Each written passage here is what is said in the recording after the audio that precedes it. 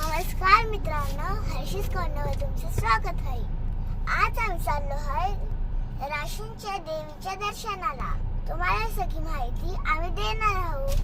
त्या पूर्ण संस्कृत लिहिल्या पाहत रहा. मित्रांनो, आता आपण राशींमध्ये पोहोचलो आहोत. ही पहा राशींच्या देवीची कमान. चला आता जाऊया पुढे. सिद्धटेक वरनी पुढे आल्यावर डावीकडे वळूया. हे पहा, समोर काय दिसतंय? मंदिर. चला तर मग जाऊया दर्शनाला. आम्ही गाडी पार्क करून आतमध्ये चाललो आहोत. चलो. हे आहे मंदिराचे प्रवेशद्वार. इथून आतमध्ये जाऊया. आतमध्ये इथं आल्यानंतर किती छान वाटतंय. दोन दिग्माळाच्या मध्ये मंदिर आहे. दिग्माळ किती उंच आहे बघा.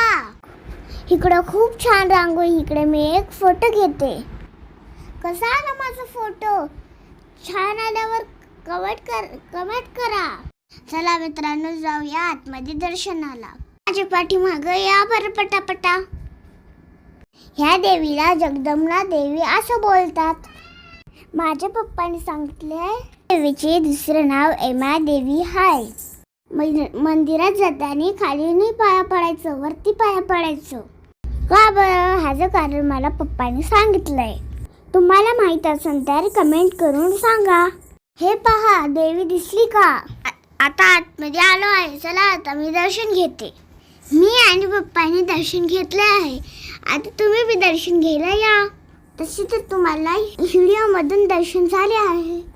माझा व्हिडिओ तुम्हाला आवडला असेल तर लाईक, सबस्क्राईब, शेअर जरूर करा.